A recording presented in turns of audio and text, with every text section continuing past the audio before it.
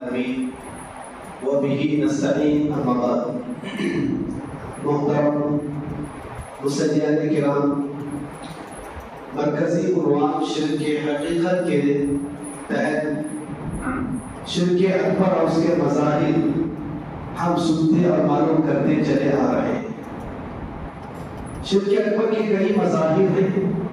اس میں سے ایک مظہر جو آج امت مسلمہ میں سب سے زیادہ پایا جاتا ہے، اس کو ہم معلوم کریں کہ وہ ہے خبروں کو سجدہ کرنا.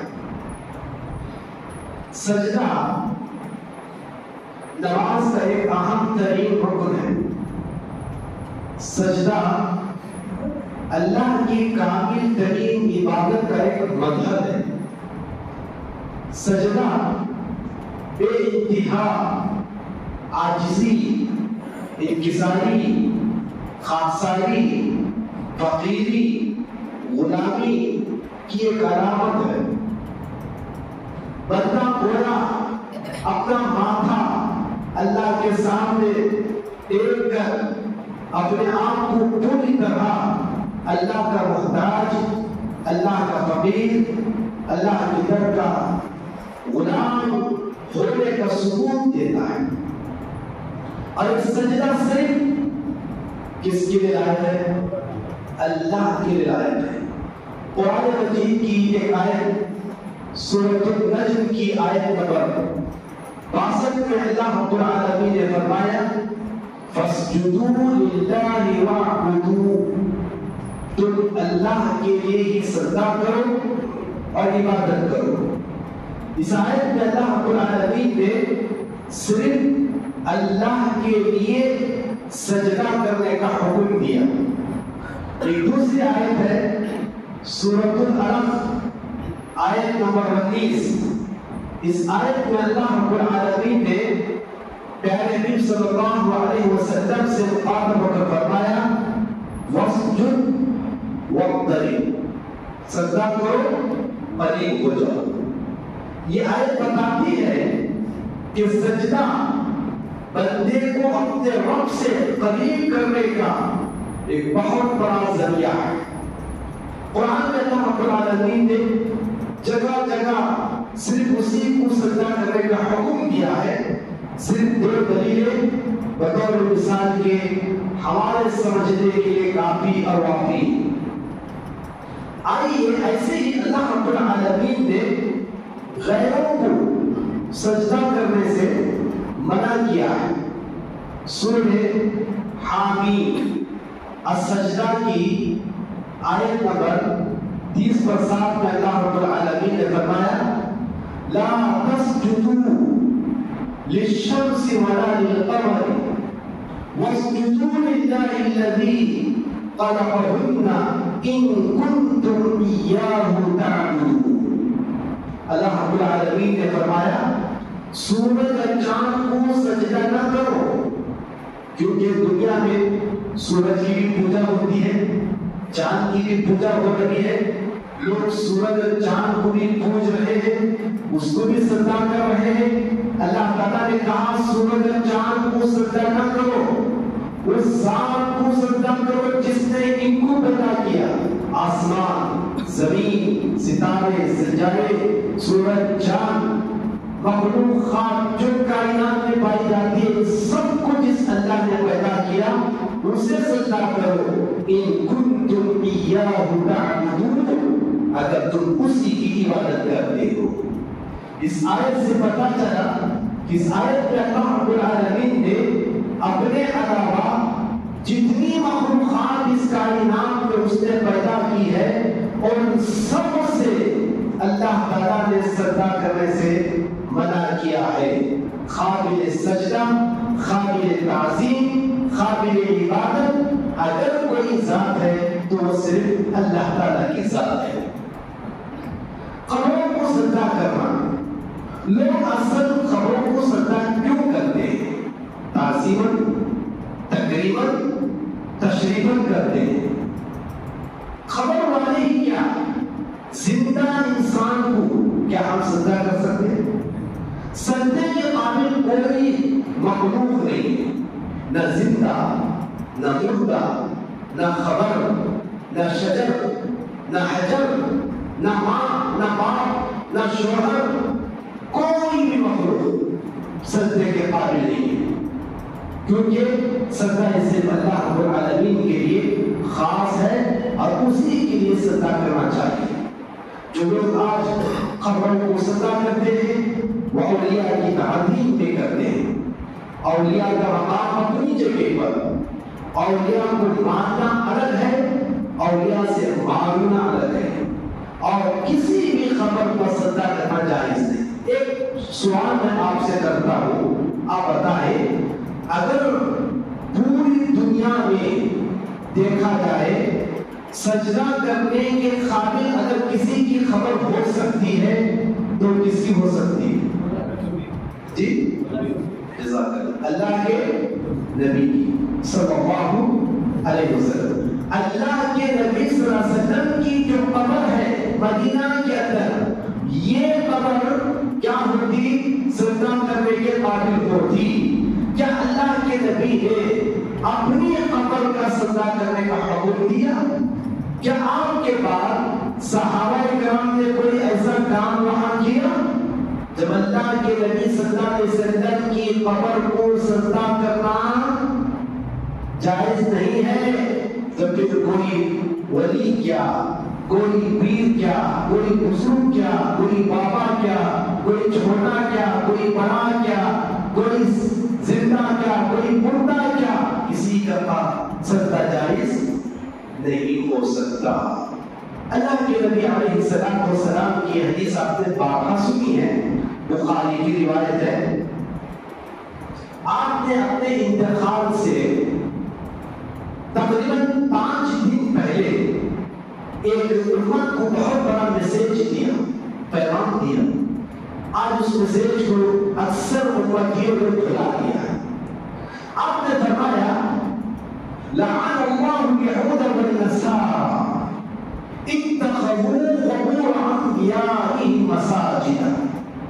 اللہ تعالیٰ کی لعنت ہو یہود و نصارہ پر، انہوں نے اپنے نبیوں کی قبروں کو کیا بنایا؟ سجدہ بنایا۔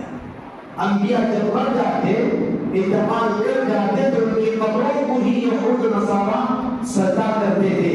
گویا اللہ کے نبی صلی اللہ علیہ وسلم اپنے زندگی کے آخری ایام میں یہود و نصارہ پر لعنت کر کے امت کو ایک بہت بڑا میسج اور پیغام آپ نے یہ دیا کہ کہیں میری قبر کے ساتھ لوگ ایسا معاملہ نہ کریں جیسا یہود و نصارہ نے اپنے انبیاء کی قبروں کے ساتھ کیا ہے۔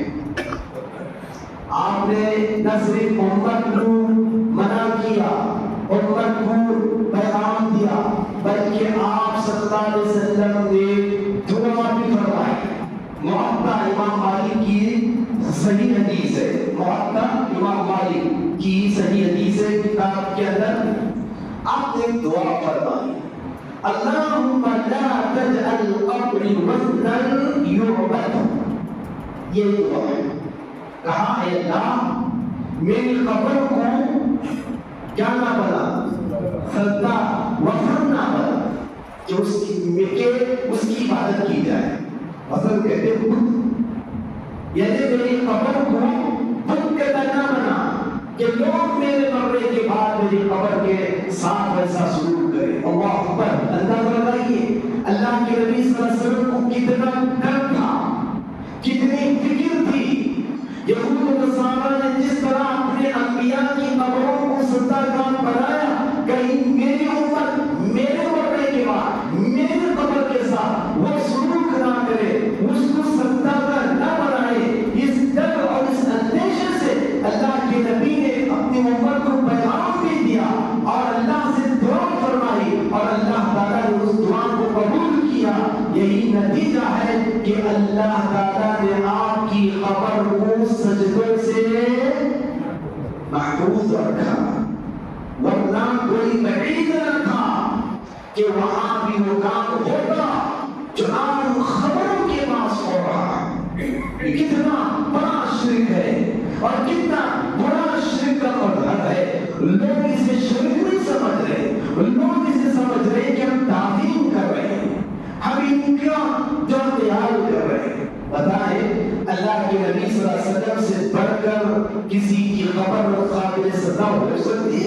اللہ کے نبی صلی اللہ علیہ وسلم نے اپنے انتقال کے بعد بھی اپنی قبر کو لے کر فکر مند تھے، اور آپ اپنی زندگی میں بھی آپ نے صحابہ کو اس بات کی اجازت نہیں دی کہ کوئی مجھے سجدہ کرے۔ ایک صحابی ہے قیس بن سعد رضی اللہ تعالیٰ عنہ، ان کا نام ہے قیس بن سعد۔ یہ ہیرا گئے، ایک مقام ہے ہیرا،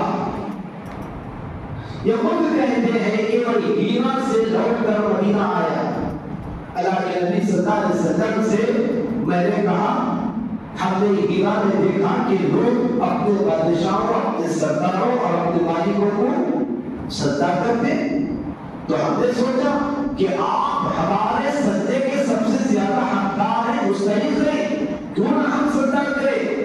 آپ نے اجازت طلب کی نبی پاک صلی اللہ علیہ وسلم کو سجدہ کرنے کی۔ اللہ کے نبی علیہ الصلوۃ والسلام نے اس صحابی سے فرمایا لو مررت بقبری، بتاؤ اگر تم میری قبر کے پاس سے گزرو تو کیا تم میری قبر کو سجدہ کرو گے؟ انہوں نے کہا نہیں۔ کہا کہ جب تم نہیں کر سکتے تو پھر اب تم مجھے سجدہ کیسے کر سکتے ہو؟ وہ اللہ کے نبی صلی اللہ علیہ وسلم نے سجدہ کرنے سے منع کیا، اجازت اور پرمیشن آپ کو دے دی، اور آپ نے فرمایا اگر کوئی کسی کو سجدہ کرنے کی اجازت دیتا تو کس کو دیتا؟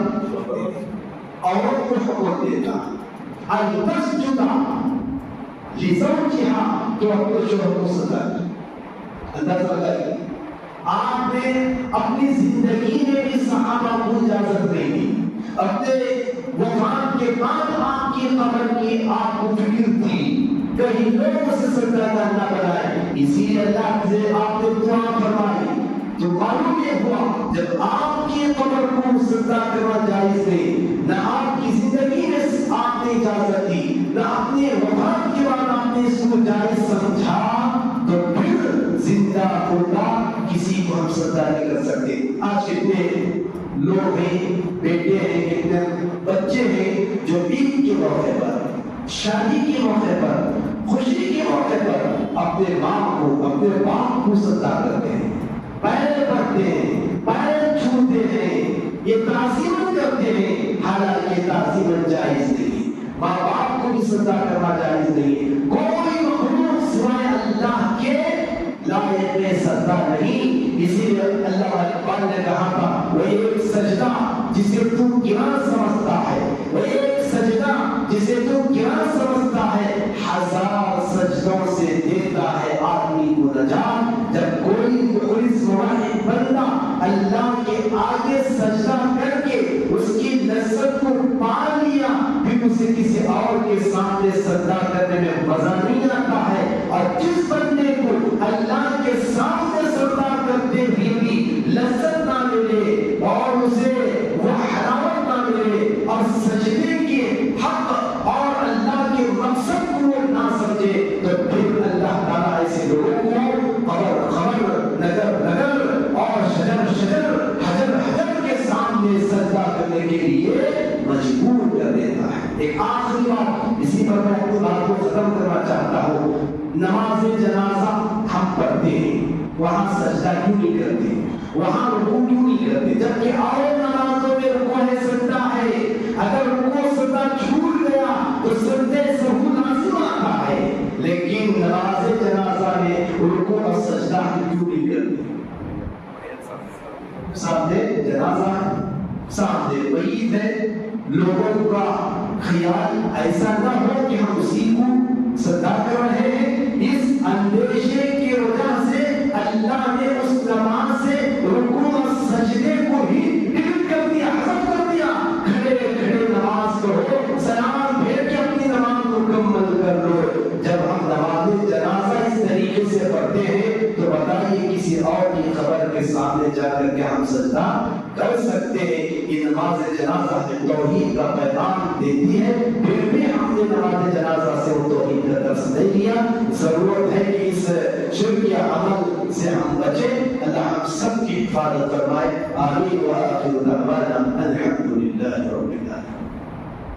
اور مزید ویڈیوز کو دیکھنے کے لیے آپ ہمارے YouTube چینل کو سبسکرائب کریں۔ فجزاکم اللہ خیرا۔